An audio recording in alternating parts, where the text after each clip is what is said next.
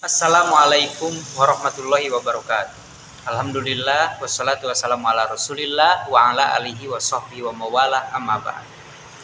Sahabat-sahabat sekalian, sedikit saja seperti biasa berbicara tentang manusia.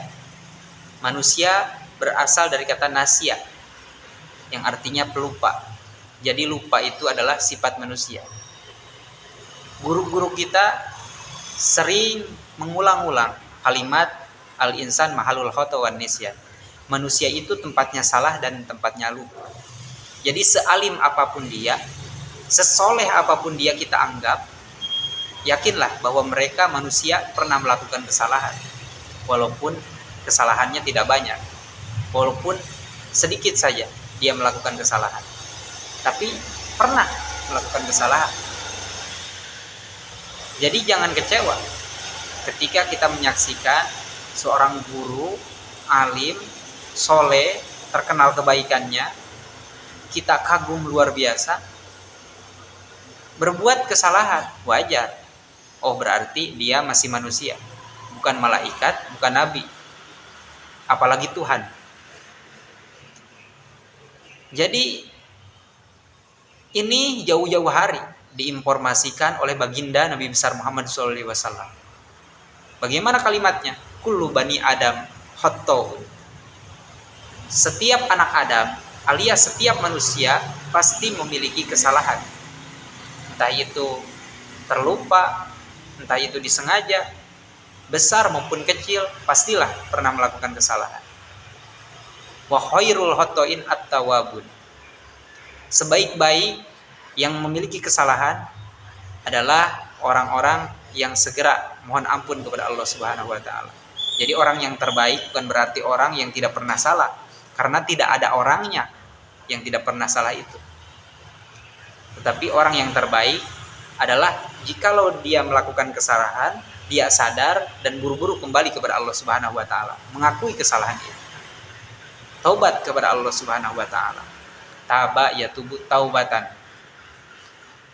Yang artinya kembali kepada Allah Subhanahu wa taala. Manusia dilahirkan suci, bersih, tanpa dosa, tanpa noda.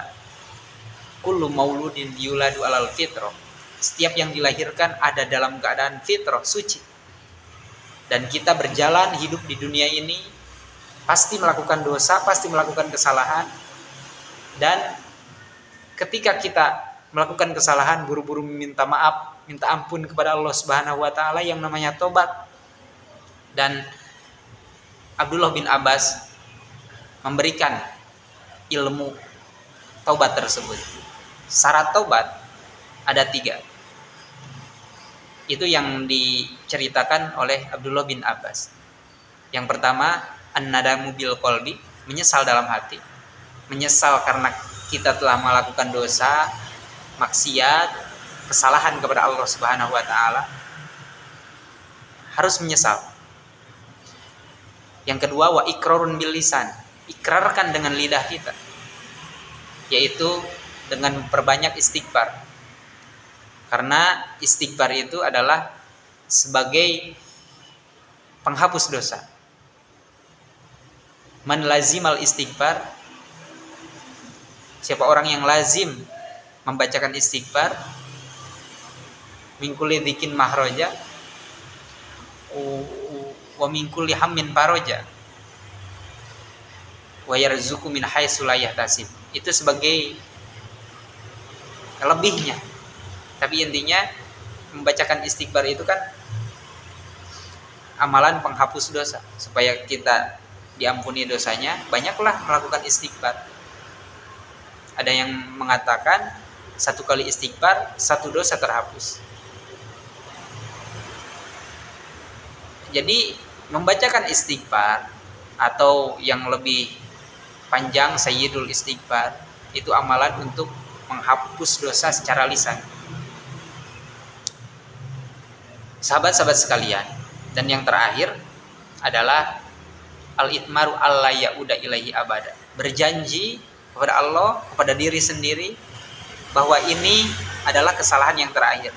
Kita ke depan tidak akan melakukan kesalahan lagi untuk selamanya. Walaupun di tengah jalan kadang-kadang ada aja kita berbuat dosa. Itu kan manusia juga namanya. Tetapi tetap ketika kita dosa, kembali lagi, dosa, taubat lagi, dan sambil di dalam hati berjanji untuk selama-lamanya itu berhenti. Sahabat-sahabat sekalian, jadi mari kita sama-sama bertobat kepada Allah Subhanahu wa taala. Di dalam diri kita banyak dosa, banyak maksiat, banyak kesalahan. Entah itu kesalahan yang langsung kepada Allah maupun kesalahan kepada sesama manusia. Cuma ketika kita melakukan kesalahan kepada sesama manusia, entah itu kepada teman, saudara, sanak famili, handai tolan, itu harus langsung minta maaf, datang kepada orangnya mengakui kesalahannya, itu lebih baik. Urusan dia memberi maaf atau enggak kepada kita itu mah urusan lain. Urusan dia sama Allah, kita sudah meminta maaf yang penting. Meminta maaf memang gampang, tetapi memberi maaf itu sulit. Tapi orang yang memberi maaf lebih mulia daripada orang yang meminta maaf. Saling memaafkan di antara kita. Islah kalau bahasa agamanya.